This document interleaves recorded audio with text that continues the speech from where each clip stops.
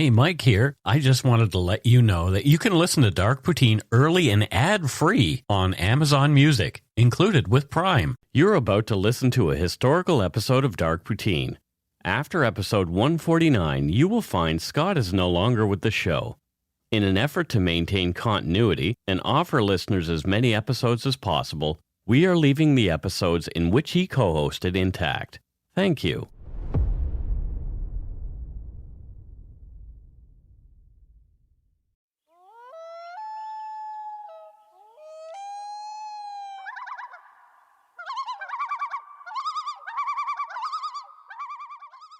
Welcome to Dark Poutine. I'm Mike Brown, creator and host. With me, as usual, is my good friend and co-host, Scott Hemingway. Say hello, Scott. Hey, what is happening, y'all? The things that happen, apparently. Beignet. Beignet, yes. It's a New Orleans thing. It is. Just Google it. Google if you can spell it. Yeah. It's oddly really easy spelling. But The views, information, and opinions expressed during the Dark Poutine podcast are solely those of the producer and do not necessarily represent those of Curious Cast, its affiliate Global News, nor their parent company, Chorus Entertainment. Dark Poutine is not for the faint of heart or squeamish. Listener discretion is strongly advised. We're not experts on the topics we present, nor are we journalists, even though some people seem to think that we should be. yeah, well, they're wrong. What's wrong with them? Lots. We're two ordinary Canadians chatting about crime and the dark side of history. Let's get to it. Put on your toque, grab yourself a double-double and a Nanaimo bar. It's time to scarf down some Dark Poutine.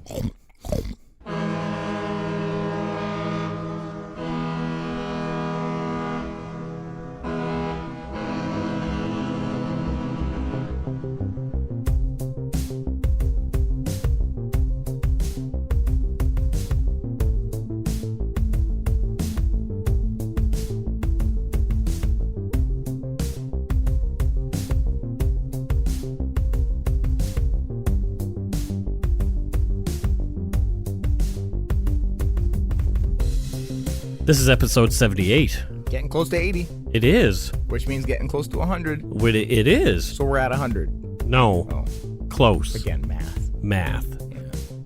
Yeah. This case is a little more recent than the ones we typically cover, but it's no less compelling. It's a bit different than our usual fare as well. Yeah, Like- when you gave me a heads up, I was like, is this a joke? No. Yeah. Like last week's story, this case involves a Canadian, and his name is Caleb Lawrence McGillvary. He got into some trouble in the U.S., but only after he was famous. Yeah. Yeah. If name doesn't ring a bell, Google it. Right. He was recently convicted of the murder of a New Jersey lawyer named Jessob Galfy Jr. Oh, okay. This murder is not what brought this guy to the public's attention first. No siree. A video starring Caleb went viral in February of 2013. You might know him better as Kai, the Hatchet Wielding Hitchhiker. Yeah, and again, if none of that rings a bell, you do a little Google, and suddenly you're like, oh, this guy. Yeah, it will ring a bell once we start to get into some of the audio. Yeah, absolutely. A warning, there's a lot of explicit language in this episode, and not a lot of it is us, so it's just a lot of the quotes that we will be using will have nasty words. Fiddlesticks, Mike. Correct. That is so darn, yeah. You know yeah. where I was going. No, I don't. Nobody should. Please don't listen to this episode around your kids unless you're okay with them hearing bad language. It is definitely not safe for work either. No. As well, we want to present this case as factually as we can using court documents and official reports. Opinions presented in regard to this case do not necessarily represent those of the producers of Dark Poutine. So we may hear some audio or read some things that are opinionated about this particular case. We're just quoting. Yep. Yeah. We don't opinionate now. On this. Today. Yeah.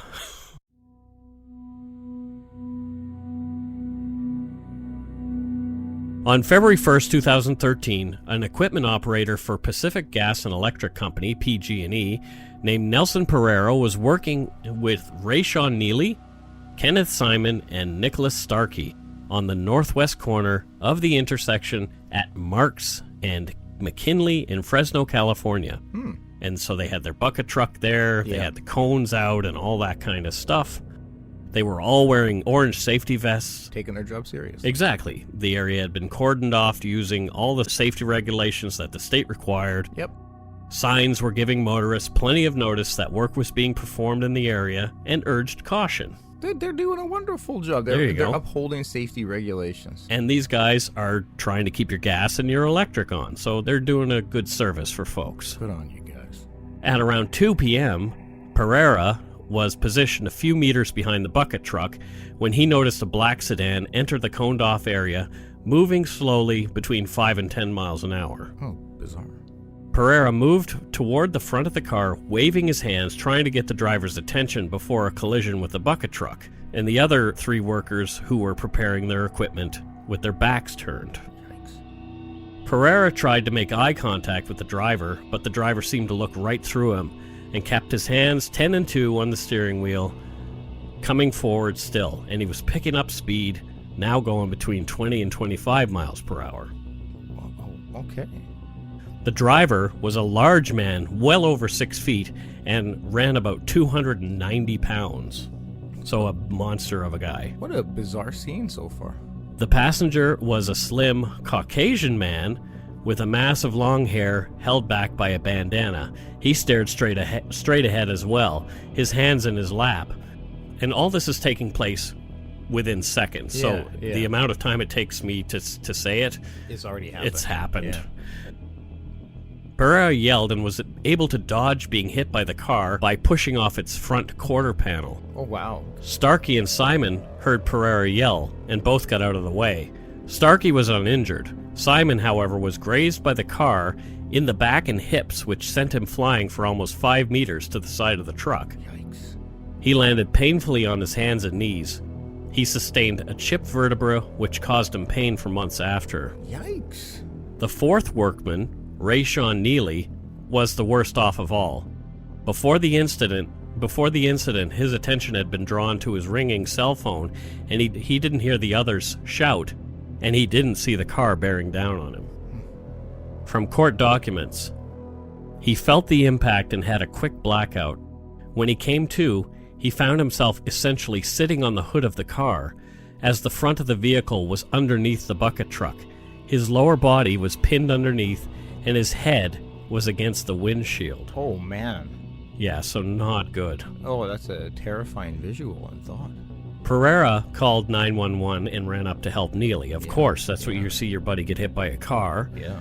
Witnesses said the driver of the car, later identified as Jet Simmons McBride, opened the door and began to reef on Neely's shoulders in an attempt to remove him from the hood of the car.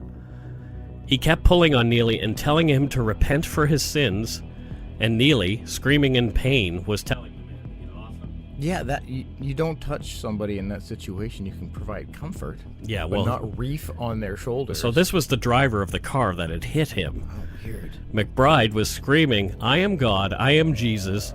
I was sent here to take all the N-words to heaven." Neely is African American. Yeah. He also shouts, "I can save you."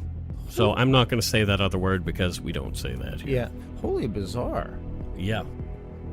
Starkey, one of the workers, forced McBride back into his car and told him to stay right there until the cops arrived and not to move his car, for fear he'd injure Neely further. Oh, for sure. McBride, this large man, forced his way back out of the car, screaming more racial slurs.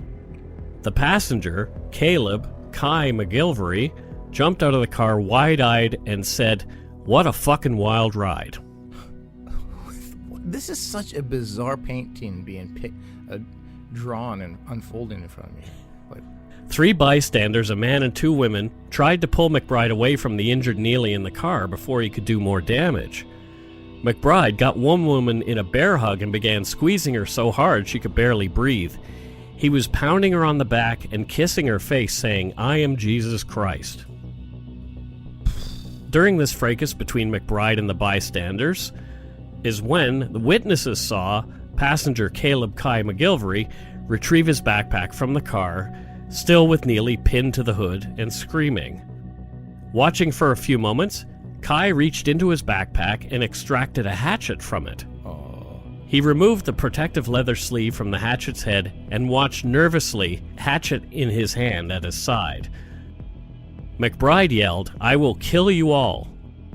And this is when Kai made his move, bringing the hatchet down on the back of McBride's head 3 times, splitting the man's skull open. Why do I not know any of this? Well, the backstory is not ever told. No. So Kai is essentially braining the guy who had been driving him with an axe at this point. Yeah. Police and rescue crews had yet to arrive. And I mean, I can kind of get it. I mean, this guy's losing his marbles. And This all is happening within seconds. And he's seemingly wanting, when he's yelling, "I'm going to kill you all," I mean, he's kind of trying to, or is trying to prevent that from happening. Yes, exactly. This is what he later says. Yeah. Kai dropped the hatchet, but quickly came back and retrieved it. He then scurried away with a crowd following him. Feeling threatened by them as well, Kai waved the hatchet at them and took off again. The crowd followed at a safe distance as he went about 150 meters north on Marks. Kai dropped the hatchet and sat down, leaning against a fence, and a crowd kept an eye on him there. This is so bizarre. Others back at the scene tried to subdue McBride. He was screaming, "I'll whip all your asses and I will fuck you all up." Oh, so he's not dead? No! This guy's got his head cleaved open and he's still screaming. I stubbed my toe when I needed timeout. Exactly, but this guy apparently was still on a rampage. Yes. As McBride tired from fighting with the crowd, he began ripping off his own clothes, saying he wanted to have sex. Okay, there's no way this man's not on something. I'm sure you'll tell the story, but Yep. Let's let it get there. This is bonkers. From court documents, quote, "When law enforcement arrived, defendant was on the grass with Starkey holding him down. Defendant, this is McBride, was trying to push Starkey off so he could get up. The officers told McBride to freeze and may have had their tasers out. Another worker saw McBride push off the ground, throwing the officers back. While on his knees, McBride said, 'I am Sparta.'" Of course he did. He's pretty much everybody so far. The officers tackled him again, and at some point, while the police were there, a witness observed McBride pulling on his penis and yelling, "Fuck me, fuck me, fuck me." End quote. Like, what do I even say to that? Like, So you can see why we have put our disclaimer in. Yeah, I'm like, so far, he's Hit somebody with a car. And pretty seriously. He's told everybody he's Jesus. He says he wants to kill all the black people. He wants to kill all the black people. He got hatcheted to the noggin, ripped his clothes off, lying on the ground, I'm sure bleeding. He's been kissing a lady on the neck and face. Yep. And now he's cranking it.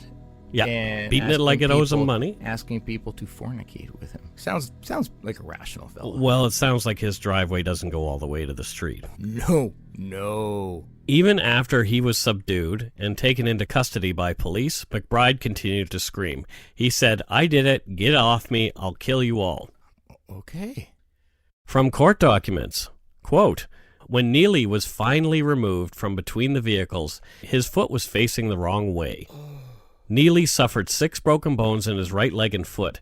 He needed surgery to have a steel rod inserted in his leg. He was in a wheelchair for about 4 months, then on crutches for another couple of months. As of the time he testified, he was still seeing a doctor on a regular basis. The steel rod had not been removed yet, as the bones had not healed." Holy jeez, poor guy. So police found a bag containing marijuana in McBride's car, as well as California and Washington state driver's licenses, both in his name. Testing later showed it was only marijuana, and there were no stronger substances that would have explained McBride's actions. Get the shit out of here. So, really? McBride had suffered a psychotic break brought on by an emergent psychiatric condition, which may have been caused by his history of depression, major recent stressors in his life, and was exacerbated by the psychedelic component of the THC in the marijuana that he'd smoked. That is surreal. Wow, Yeah. I was totally expecting like acid No. or bath salts Yep. or something like Which that. is what they tested for, Yeah. but there was nothing like that. Wow, so he was- just had his brain went. His brain went haywire. I actually feel bad for him that Yeah. his brain went like... Well, I feel bad for everybody in that situation, the victims, Yeah. but also him because like that's like I don't think he probably started the day that way, and it was later No. testified that, well, he's not like that, so... Oh wow. Oh. Yep. Investigators heard from witnesses what had gone on with McBride. Especially interesting to them were Caleb Kai McGillvary's actions. Many witnesses painted him a hero. Well, that's what I was thinking at first. Yeah. Kai was tracked down where he sat, taken to a police vehicle and questioned. His hatchet taken into evidence. Kai said he'd been hitchhiking and was picked up by McBride. The two had bought some weed and smoked it near a recycling depot. Sounds pretty. Yeah, just go smoke a joint, normal. hang out. Yep. To some degree, yeah. Quote, according to court documents, Kai's later testimony went like this. After they left the recycling center, McBride started talking about how, when he was 30, he went to the Virgin Islands and raped a 14-year-old. Kai asked what he meant by rape, whether he held her down or it was statutory. McBride would not answer the question, despite Kai repeatedly asking. And Kai began to wonder where the defendant was taking him. McBride said he had come to realize he was Jesus Christ and could get away with anything he wanted to. Kai could not say how fast the car was going because he was just sitting staring at the dashboard while trying to deal with the fact that McBride said he'd raped a girl.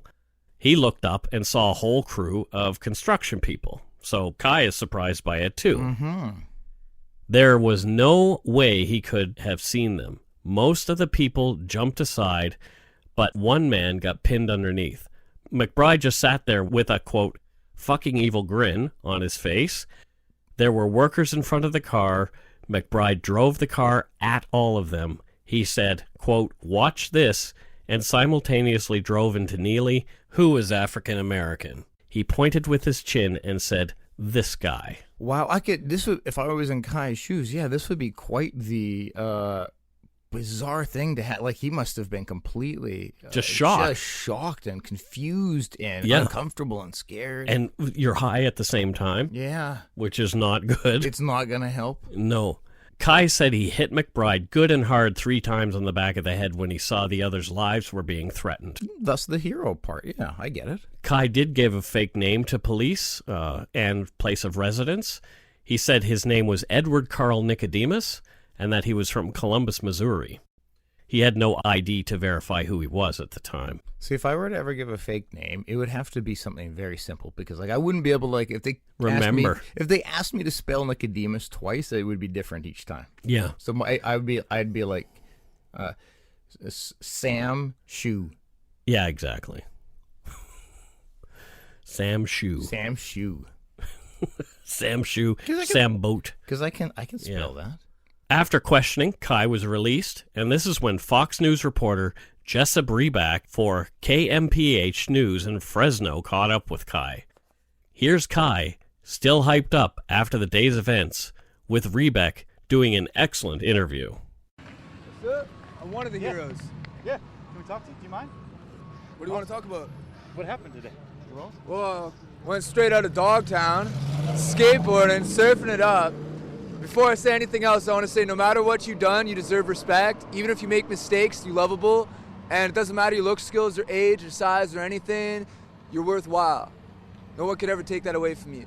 Now, this stuff right here, I was driving and I was in the passenger side of this fucker's car, and he comes over on there. He was over by the recycling center. He says, oh, when I was in the Virgin Islands, 30 years old on a business trip, I fucked this 14-year-old. I was like, you what? He's like, I raped this 14-year-old, starts crying, gives me a big hug. He's like fucking 300-pound guy. I'm like, oh shit, you must be fuckered, man. Like, what's he talking about? I didn't take him seriously at first. Comes driving down this way. He's like, you know what? I come to realize I'm Jesus Christ, and I can do anything I fucking want to. And watch this, bam, and he smashed into this fucking guy right there, pinned him in between that fucking truck. And so I hop out. I look over, the guy's pinned there. I mean, like, freight train riders know this. Like, if you get pinned between something, do not fucking move that shit, otherwise you bleed out. Like, motherfucker, I ran in, I grabbed the keys. He's fucking sitting there like nothing even happened. And like fucking like, man, if you started driving that car around again, man, there would have been a hell of a lot of bodies around here. Fucking I hop on out, and so I grabbed the bag, I threw it over by that pole right there, and then fucking buddy gets out, and these two women are trying to help him. He runs up and he grabs one of them, man. Like a guy that big can snap a woman's neck like a pencil stick. So I fucking ran up behind him with a hatchet, smash, smash, smash. Yeah. Yeah, well... You know, I find him really endearing. And engaging, yes. In my head, I'm like, I want to hang out with Spicoli. Exactly. I do mention Spicoli later on. Yeah, totally. I just like what an interesting fella, and like I could just sit back and listen to him talk and tell stories. It would be a riot. Yeah. So for those of you who don't know, Kai, he doesn't like the word homeless. He calls himself home free. I love it. Yeah, so he's just been wandering around the United States, and it turns out Canada, just doing his thing. I mean, I really, like, up to this point, and it might continue, I really, like, I'm digging the dude. Right? This is a guy who is living. He's living. He's doing his thing. He did, however, smash a guy 3 times over the back of the head with a hatchet. But given the situation that we know, yeah, and has been painted, for sure, like, that's like, okay, like, he doesn't know this guy. Yeah. It's like, yeah, he's going bonkers. I need to save people. In this next clip, Kai talks about what he did. He's cagey about who he is and where he's from, indicating he thought McBride was dead at this time. Well, good thing I was hitchhiking. Yeah, people say don't hitchhike. Well, this is what happens. Well, at least I was here. So he did this on purpose? Dude, that guy was fucking cooked out, man. Like, he's beyond Howley. Like, I don't even see any breath in him, you know what I'm saying? Can I get your name and where you're from, if you don't mind? I'm Kai. Kai? Can I get spelling for you, buddy? Straight out of Dogtown, K-A-I. K-A-I, do you have a last name? No, bro, I don't have anything. Where are you from originally? Are you from Fresno area? Sophia, West Virginia. No kidding. How old are you? I can't call it. Okay. What have you ever experienced anything like today? And what made you take the actions that you did? That woman was in danger. He just finished what looked like at the time killing somebody, and if I hadn't have done that, he would have killed more people. So he's dead. Good. I love the question. Has anything like this ever happened to you before? Hopefully your answer is no. Well, next up, Kai talks about having run into a situation like this before. Sweet Jesus. Yeah, amazing, right? You ever experienced anything like that, Kai? Well, this one time, I was in an orchard, and this fucking guy starts beating on this woman who he calls his. So I walked on over and I started smashing him in the head. You see all these teeth marks right here for the camera? Yeah, I started smashing him in the head and in the teeth, busted out all his teeth. Motherfucking the sheriffs, not the policy enforcers, fucking show up and start like, they're like, yeah, so what happened? I mean, like, just give me any old name and just give me old fucking birthday, whatever, just, yeah. So there you go. So this is not the first time he's had to come to somebody's aid. What an interesting cat. Yeah. Wow. Yeah. Reisbeck finishes his interview with Kai, asking him what the police talked to him about that day and what was next for him. That was a great question. Okay. Right? What happened today after you're obviously free now, but were you arrested? What was the process? What did they do to you when they came out? Obviously, they found out that you did the right thing, but the time that from the accident until now, where have you been? Well, he started following I. Like, I cleaved his motherfucking head wide open with a hatchet. He stood up like he was pulled right up, right? And like, fucking, I'm like, bro, if you're fucking Jesus Christ, I'll be the Antichrist, man. Like, fuck that shit. And he starts following me off this way, so I figure I'll lure him away from the crowd. So I'm running off this way. I got a hatchet in one hand, motherfucking this bag I'm carrying over with another hand. I start running off that way. And so a couple of the people who was bystanders to it came over and told me to stop. And I was like, why stop? And they're like, the cops are already on their way. I was like, is he back up and doing anything? And somebody said that he was like masturbating in front of this school or fucking whatever this place is right here. Yeah. Were you questioned by police? Were you taken into custody? What happened? I mean, obviously... I was questioned. I was put into the back of the sheriff's wagon. Wasn't the policies that fucking pulled I over, you know what I'm saying? Yeah, so, like, I got put in the back of the sheriff's wagon. The sheriff was like, what happened here? Took down a statement. I told him everything I just told you. And fucking let me on out. Said I couldn't grab all this stuff until I had finished, like, they had finished with something, you know what I mean? And, like, brought me back on over here so I could be in front of this thing, like, this fucking car right here. This is fucking gnarly, man. Holy shit. It's like the biggest wave I've ever ridden in my life. What's next for you, Kai? Hopefully some surfing. If anybody's watching this somewhere else and they got a mini Mal that they could lend a guy with a wetsuit, I'd love to test out Mavericks. Would you do it again? Club him in the head with a hatchet? You know, if I could go back in time, I'd go back over to where I was at that recycling center and he said that he had raped that chick over in the Virgin Islands, because it doesn't matter where you at. You can fucking just spend a bunch of money and do whatever the fuck you want, you know? That's not right. If I could go back in time, I would have dabbed him up right there. No, you're not. I mean, it doesn't seem like you have any concern for yourself. You're all about, I mean, doing the right thing and not even worrying about Kai first. I don't have any family. Like, as far as anybody I grew up with is concerned, I'm already dead. So, whatever. What? He needs his own podcast. Yeah, he's a pretty interesting cat. My God. Yeah. Maybe it was the moment. I detected like a hint of anger in there. No, yeah. Like, he's got some anger. When he's talking about his past. Yeah. His name. Yeah. Like, yeah, there's some, and policiers. Yeah, it sounds to me like he's not had it easy. No. When the interview aired and was shown on YouTube, it was almost everywhere instantly. Yeah. His surfer dude look and Jeff Spicoli-esque demeanor, there is the Jeff Spicoli, there it is. Was endearing to many folks, including myself. Watch Fast Times at Ridgemont High for clarification on who Jeff Spicoli is. And again, Fast Times at Ridgemont High, I watched with Terry Driver, the Abbotsford Killer. There you go. Internet comedians like the Gregory Brothers even made a song using the interview audio from Kai called Smash, Smash, Smash. We'll link to it in our show notes. He became an instant meme, essentially. Absolutely. Everyone wanted more from Kai, and he became known as the Hatchet Wielding Hitchhiker. Yeah. He even made an appearance on Jimmy Kimmel, and he was given a check there to help him out. Oh, really? Yeah, I'll post the link to the Jimmy Kimmel show. Was there it a fat well. check, man? I don't know. It didn't. He mentioned it later, but it wasn't mentioned on the show. Gotcha. So this guy's real name is Caleb Lawrence McGillvary. He was born September 3rd, 1988, in Edmonton, Alberta, Canada. I did not know that. No fat waves to surf in Edmonton, Alberta. There are zero fat waves, as far as I know. Spicoli was not an Edmontonian. But you would believe that the guys from Fubar might fit the Edmontonian thing. So he's along that. Okay, yeah, there's an element of that. Yeah. Caleb, Kai McGillvary, would later testify at Jet McBride's trial. McBride was found not guilty of attempted murder, but guilty of assault with a deadly weapon. Okay. The jury later found him insane at the time of the offense, because he was. Yeah, it sounds like a legitimate case of insanity. Yeah. According to a Vice article by Sophie St. Thomas, prior to his involvement in the events that brought him instant fame, quote, Kai left his Christian background to live on a Native American reservation where he earned the name Kai after a spirit walk. He says the one religion that has positively affected him is witchcraft, and he carries around a set of voodoo cards which he told me he had dedicated to Sophia, the goddess of wisdom.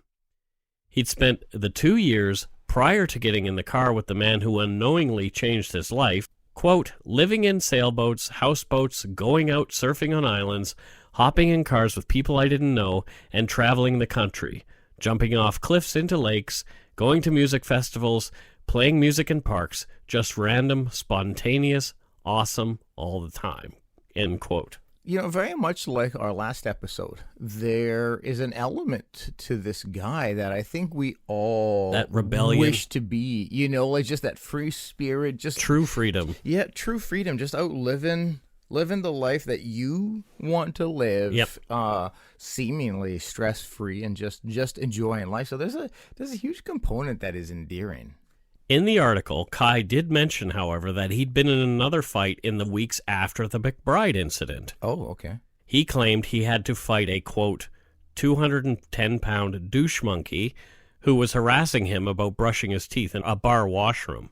Trouble seems to follow this guy around. But, clearly. I mean, yeah, so you got some guy with his hair all slicked back. He thinks he's the shit, and he sees some sort of disheveled guy brushing his teeth in the bar, and he's just going to be an asshole to him. Yep. I mean, yeah, once again, good, Kai. Stand up for yourself. It sounds like Kai does not tolerate a bully. No, that totally. Good for him. The article ends with St. Thomas asking Kai, what do you see in your future? His answer, I'd like to sail across the world. I'd like to visit countries that need change. If I could free just one sugar plantation in Haiti, I would feel like I have done something for all the sugar and coffee that I have drank in my life. Interesting. Weird. Yeah. That's not how Kai's life would shape up. Before we get into it, let's take a break. Bing.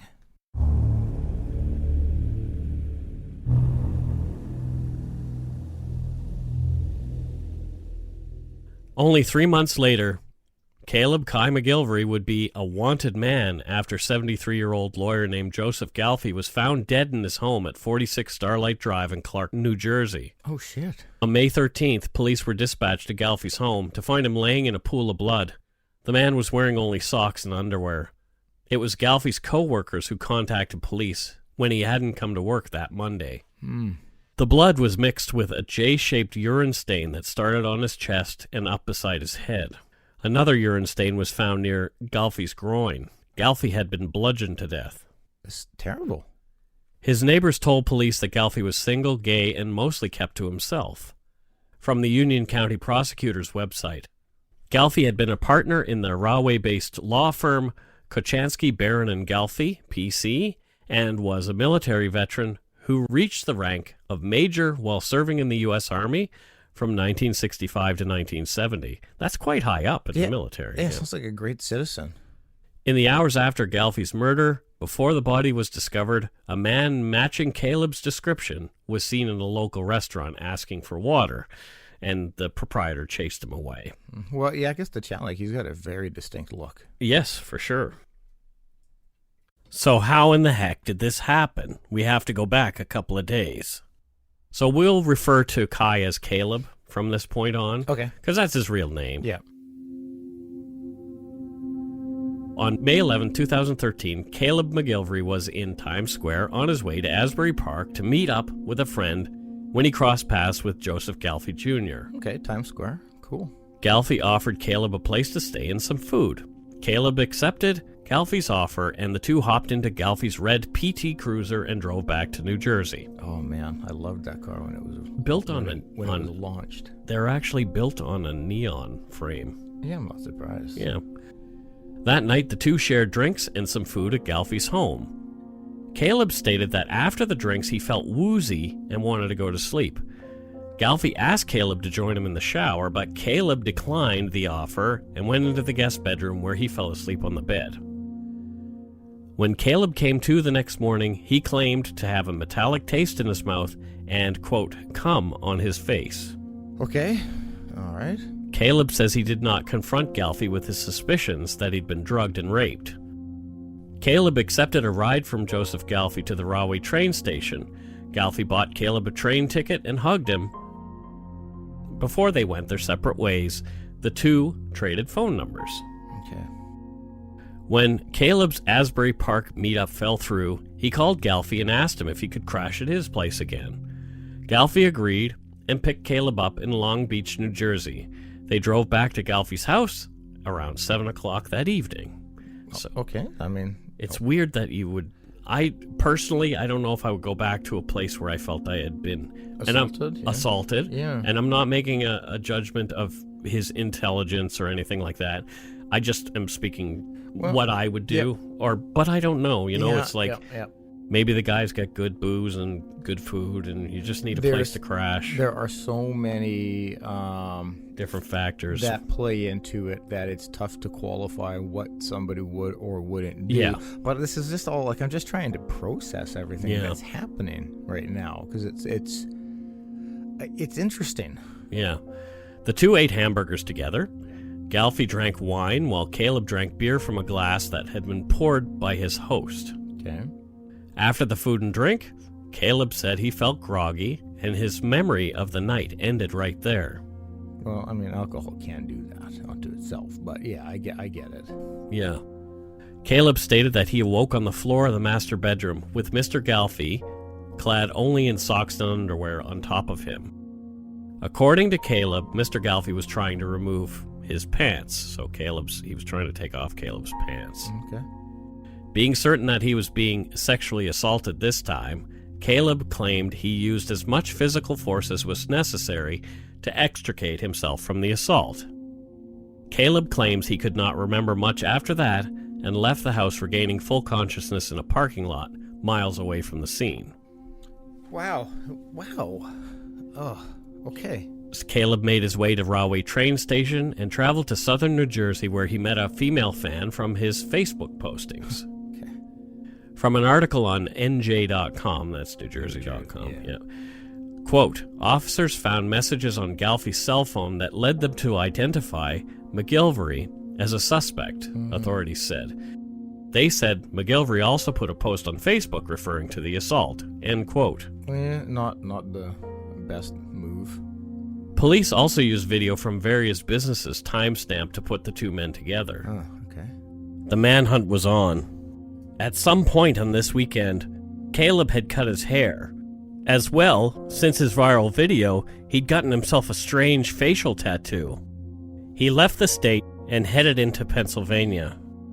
Regardless of all these differences, Caleb was still quite recognizable. He was picked up in Philadelphia just days later.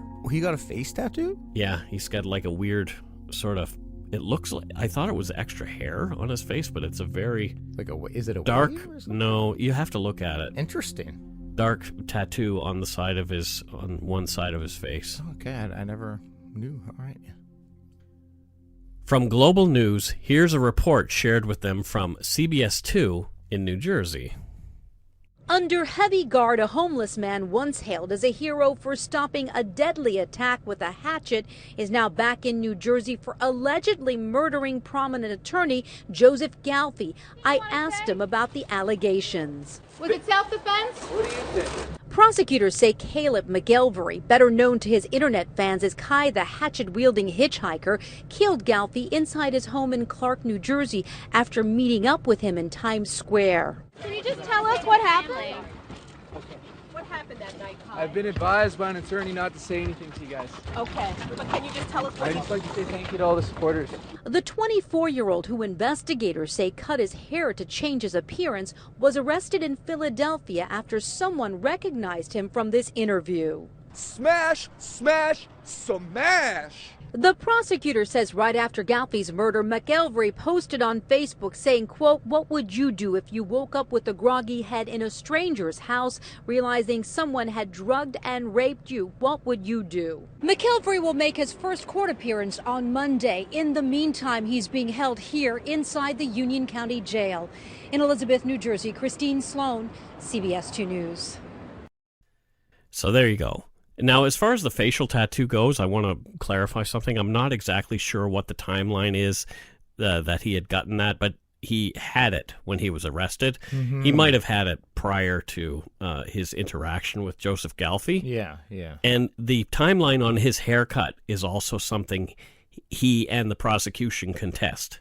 Oh, really? Yeah, so he's saying he had it when he went back to Galfy's house. He didn't do it later, so... Oh, okay, so they're trying to... like their inference is that he was trying to disguise... himself. Yeah, okay, I got right. You.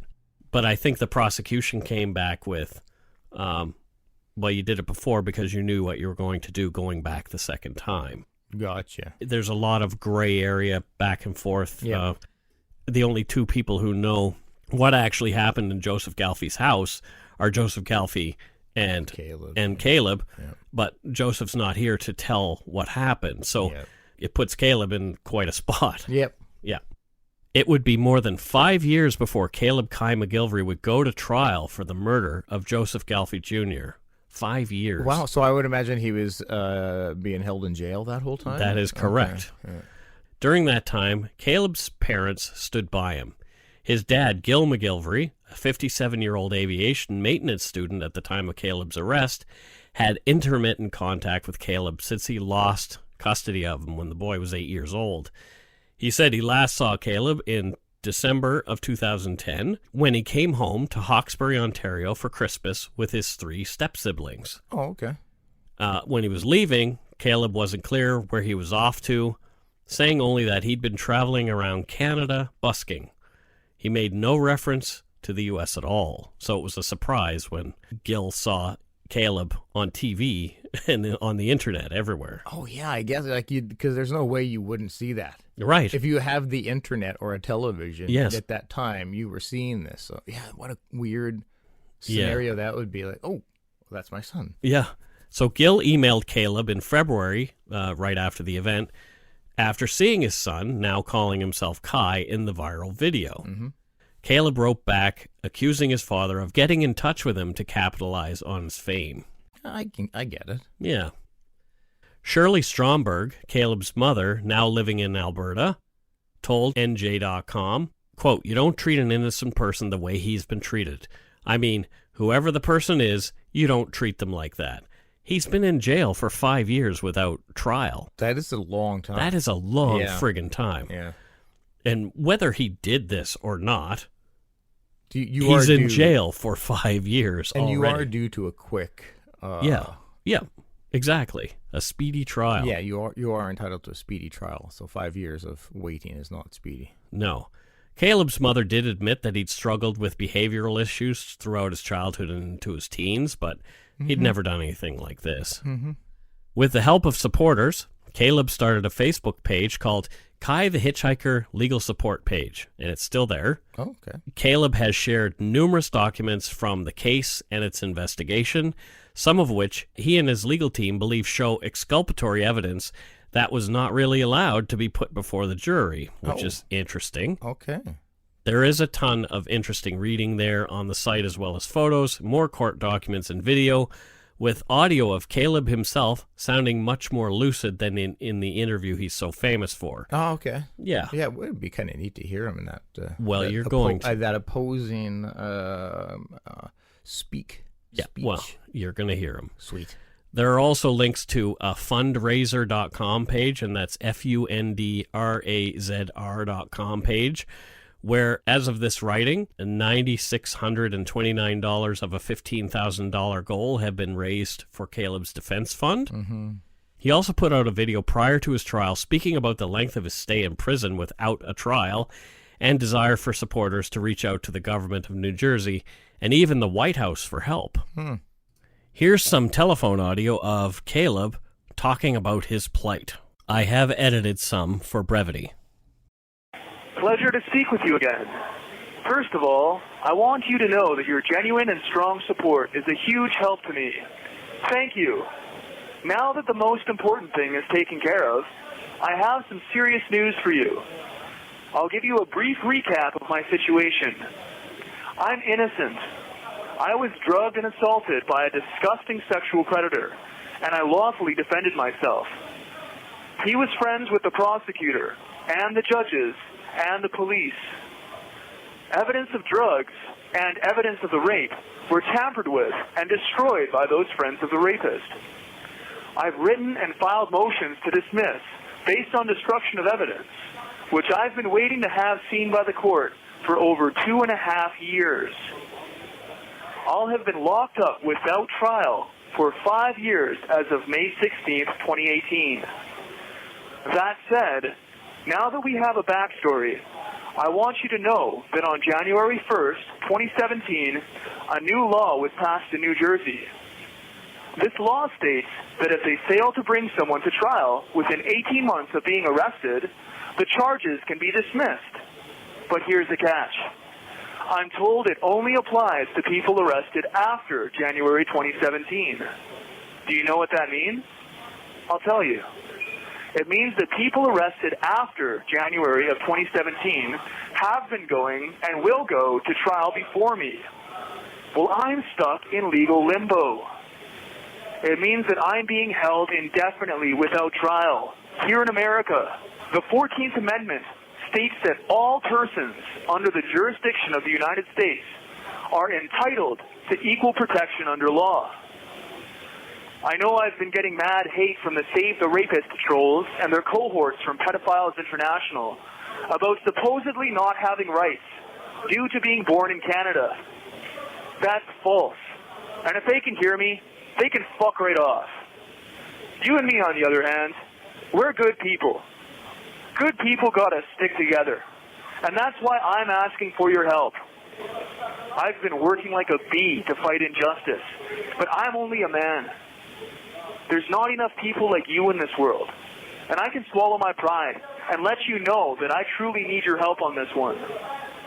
When Reuben Hurricane Carter and Damien Echols needed justice, someone just like you and me stepped up to the plate.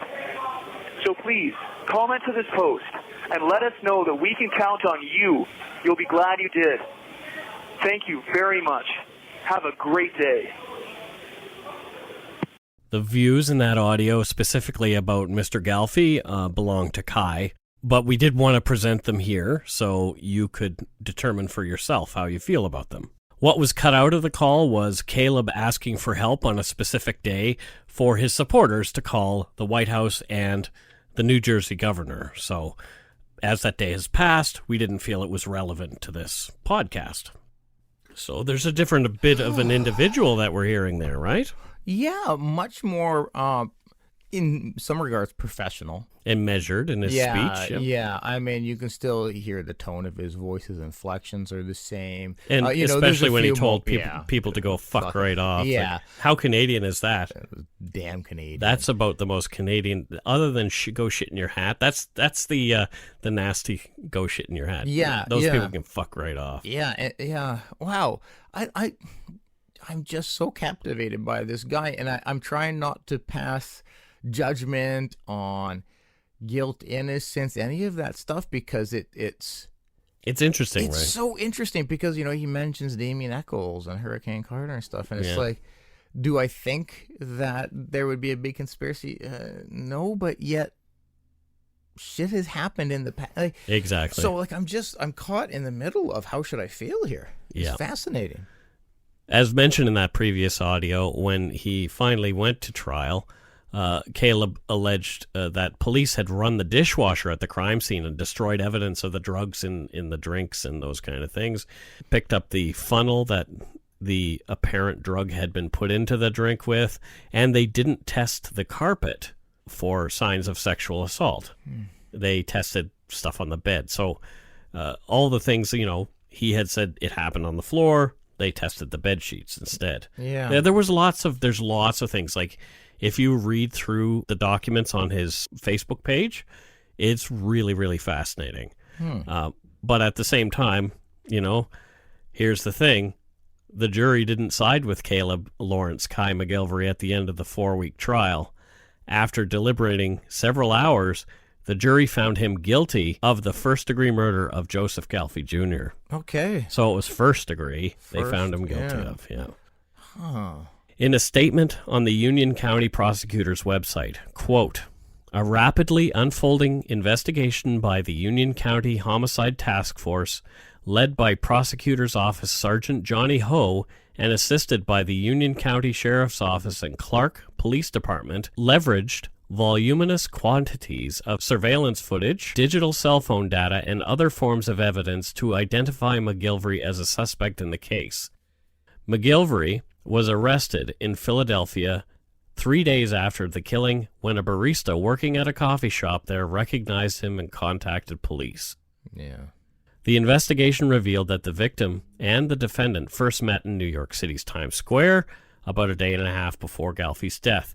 McGillvary claimed self-defense at the trial, but Dr. Junaid Sheikh of the Division of the County Medical Examiner testified that the victim, who stood 5'5", weighed 230 pounds, and had a stent in his chest due to a heart condition, sustained numerous blunt force injuries to the face, head, neck, chest, and arms, including 3 skull fractures, 4 broken ribs, and severe contusions, abrasions, and bleeding, injuries that contradicted McGillvary's self-defense claim.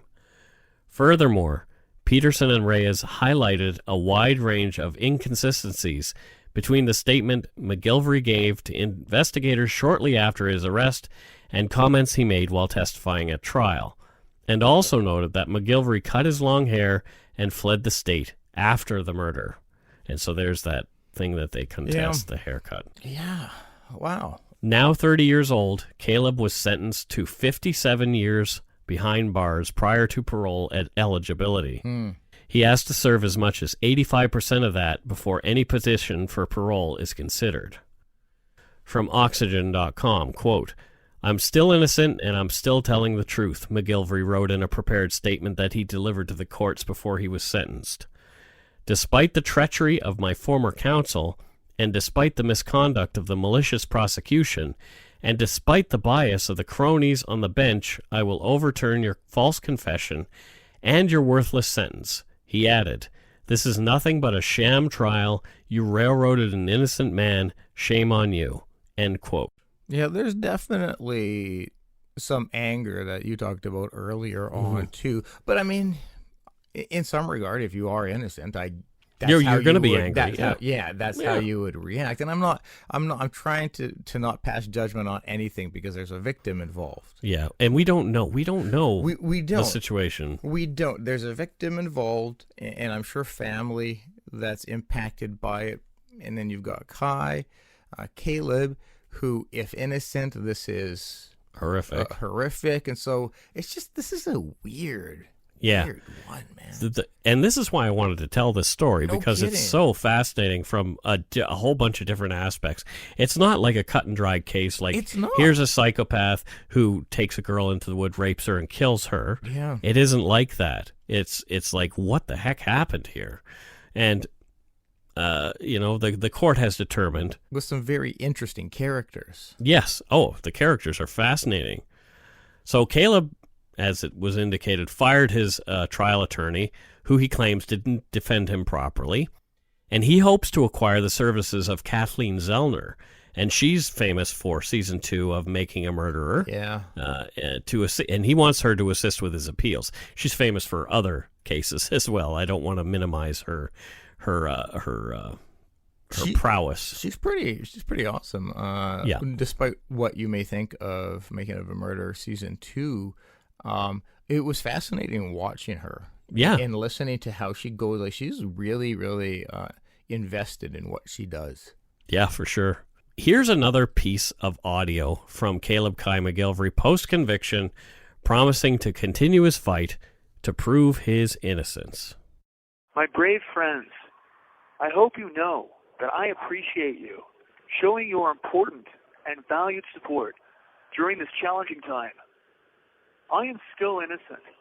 I am still telling the truth, and we are still fighting injustice. Their false conviction will not stand. We will fight their lies in the courts. We will fight their lies in the media. We will fight their lies in the hearts and minds of people until the truth wins, and people will be safe from corrupt authorities who drug and rape them. People will be safe from corrupt authorities who cover up rape. People will be safe from corrupt authorities who use the courts in our great land as their own personal weapon to convict the innocent and clear the name of the guilty.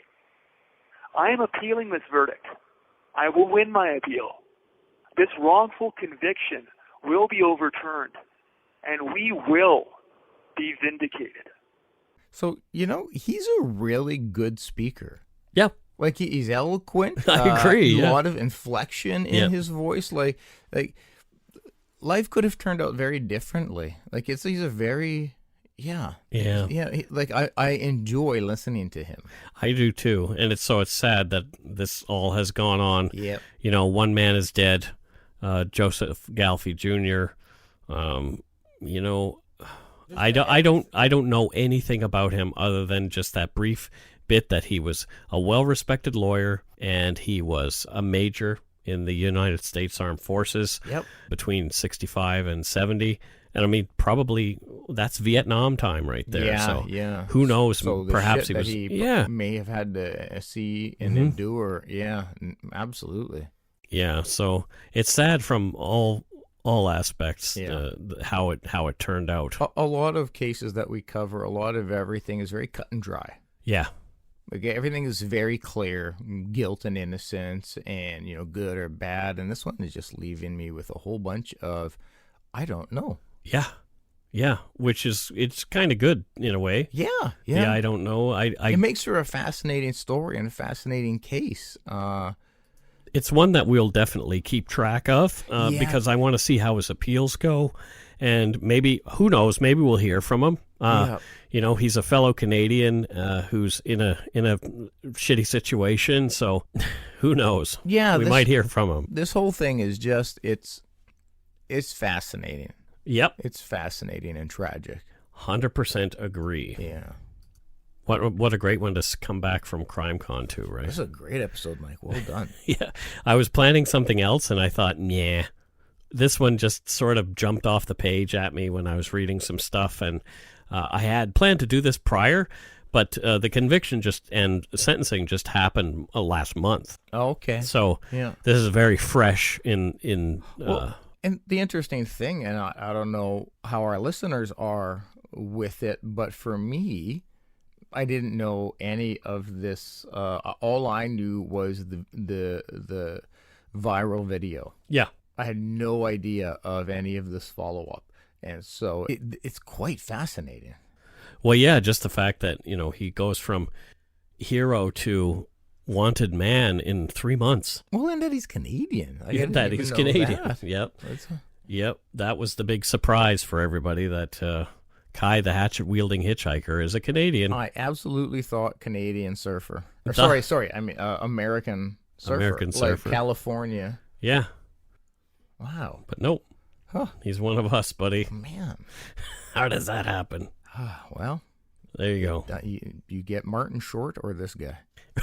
Right? This is what we have to give. Well, or us. Yes, or us. So let's start with some Patreon patrons. Let's do that. Oh my gosh, it looks like there's a few of them. Uh-oh. There's some names that I'm going to have trouble with. Good. Uh-oh. So there she is. Diana Helgeson. Not a difficult last name. Not a difficult one. But you challenged me. It may be Helgeson. Yeah, I mean I might have slaughtered it. You may have screwed it completely up. Maybe there's silent R's and stuff in there, but we met her and her significant other at CrimeCon. A couple of times they came by the booth and were just awesome. Very, very nice people. Her husband, I believe, was in the military and stuff, and what a great. And they are from Norfolk, Virginia. Yeah. Norfolk, Virginia. Yeah, they were super. I really enjoyed getting to talk and hang out with them. So if you guys are listening, thanks for coming by. You were really great. Stacy Menard from Lockport, New York. Oh, never heard of Lockport. Thanks, Stacy. Samantha Sauvignon. Oh, these are ones we've done. Natalie Pickle from Ottawa, Ontario. And it's not spelled like pickle. It's spelled more like pickle. It's probably not Natalie Pickle. I probably just did exactly what she hates and called her pickle rather than pickle. But on a positive note, man, I love pickles. I do too. Some people hate them. Bread and butter, the sweet pickles are so amazing. It's controversial because some people loathe pickles. So, Natalie, if your last name is Pickle, thank you. If your last name is Pickle, thank you. Also, thank you. Yes. Tyler Power from Calgary, Alberta. I was thinking Tyrone Power. Why do I? Oh, yeah, he was like a movie star, Tyrone Power. I don't know, but what a maybe great name. Maybe Tyler is Tyrone's brother. I don't know. I wish I had a cool name like Power. Think about my name, Mike Brown. Like, how boring can you get? It's like John Smith. It's just like the next least interesting name. Power. I don't have the ultimate boring name, John Smith. I have the penultimate. Yeah. The next to the ultimate. Mike Brown. Boring. Well, this is interesting. Oh, okay. So Chrissy Teal from Port Coquitlam. Ah, Poco Poco in the house. hizzy. It's very near us. And then we have Kelly Moorhead from Prince George, British Columbia, PG in the hizzy. Oh, getting some BC in the house. Stinky PG. You drive by there and all you can smell is the sawmill. I love that smell. My dad worked on a lumber mill his whole life, so I love the smell of wood. And so here we have Christine Hazel. It looks like Hazel though. I don't. And we met her at CrimeCon, and she is from Surrey. Oh, that is right. Yeah. Yes, yeah. She is a fine individual, and we hung out a bit. Yep, she went to the meet and greet. Yeah. We spent some time chatting at the booth, and then she came to the meet and greet, her and her friend, and we hung out for a while and chatted, and what an awesome person. She told me some details about her life and stuff, and I can say that what an amazing and strong individual. Well, we're going to see her next year in Orlando for sure. We'll be in local too. We'll probably see her at a meet and greet or two. Oh, yeah. Yeah, it was crazy because her and her friend hadn't listened to the podcast. Whatever. They just saw, well, there's a lot of things to listen to. Lots of people have not listened to it. And so, but the name pulled them over to the booth, and they're like, oh, Canadian? And we're like, yeah. Where are you from? And we're like, oh, Surrey. Yeah, and they're like, oh, we're in Vancouver, Richmond, and stuff. And so it was crazy. It was neat how that worked out. Grace Van Zandt. Oh. And we don't know where Grace is from, but is she perhaps Gus Van Zandt's daughter? Or the UFC fighter Paige Van Zandt's sister? Oh, so she beat us up. Oh, man. Or she could be also the guitar player or the lead singer for Lynyrd Skynyrd was Van Zandt. Oh, really? As well. So wow. Hopefully she could be one of many famous people. She could be. Let us know. Let us know, Grace. Let us know, Van Zandt. But I think Grace, being like Gracie Jiu-Jitsu, I think you're probably on the money there. She's probably Paige's sister. Oh, man, if so. And if so, yeah, we saw Paige fight in Vancouver. Yeah. Great fight. Yeah, I'd let her kick me in the face a couple of times just to say, hey, Paige Van Zandt knocked me out. Yeah, I got knocked out by a famous UFC fighter. Yeah, by a little tiny girl who can kick my butt all over the place. Strong as shit. Yep. And acrobatic too. Oh yeah. I think it was a head kick KO that she got in Van. Yep. Heather Hartford from Weymouth, Massachusetts. Oh, hey, Heather. Thank you. Massachusetts. Aaron Otto from Thurmont, Maryland. From where? Thurmont, Maryland. Thurmont. Yeah. Almost like the wonderful instrument theremin. But we did get our Maryland flag hats, our toques. And that was so cool. They are very warm, too warm to be worn now. Oh, my God, yeah. Jeff Grattan from Miramichi, New Brunswick. I love that name. I love the Miramichi. We just don't love Alan Legier. No, good God, no. And I'm sure nobody in Miramichi, other than Alan Legier's family, really cares about him too much either. Who knows? Maybe they don't either. Yeah. And finally, Mary Clark Navarro from Germantown, Tennessee. Now, any relation to Dave Navarro? Navarro. Who I got some great photos of. Oh, yeah. With James Addiction. That's right. You took pictures of Mr. Dave Navarro. Yeah. I like his tattoos. Yeah. And he is also a person who refrains from the drink and the drugs, much like myself. He does now, yeah. He does now. Oh, yes. As a lot of us have. Yeah, as a rock star, I can imagine how difficult that would be. See, the problem was I wasn't a rock star. Yet. Now, Monet Terrio sent us some more donut money. Wow. Monet, you're fantastic, I gotta say. Wow. Like, you keep sending us money, like, okay, we're good with that. Yeah. And thank you. Oh, these people are amazing. So we can eat some donuts. We did eat beignet and kind of a donut. Yep, and I would like more of them.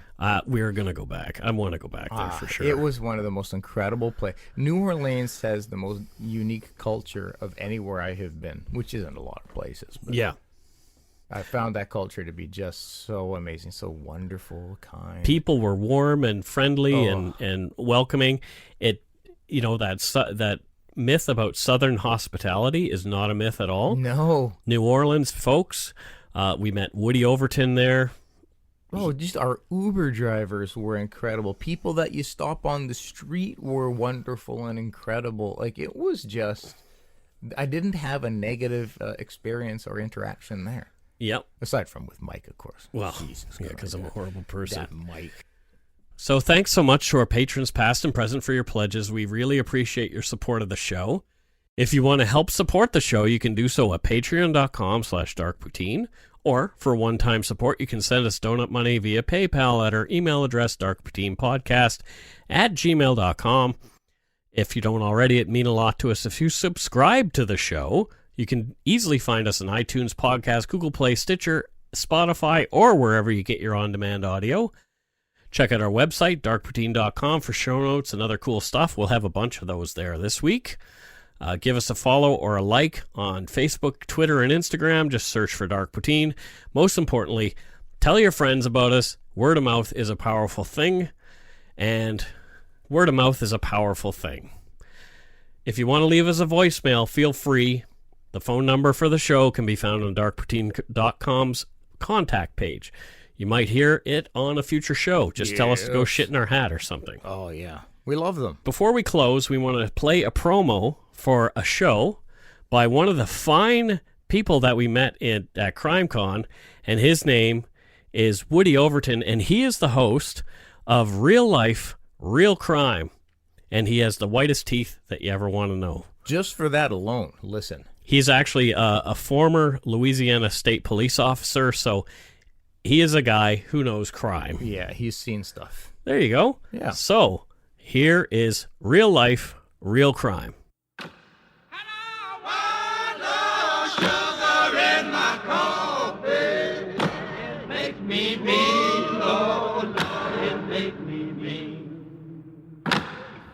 I'm Woody Overton, host of Real Life, Real Crime, the podcast.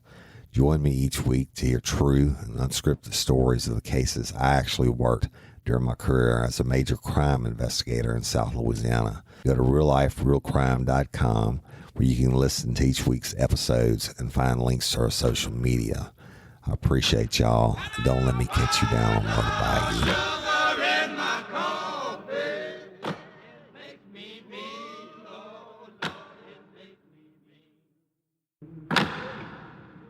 There's Woody and his folks.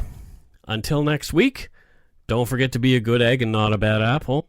Bye-bye, everybody. Ciao there.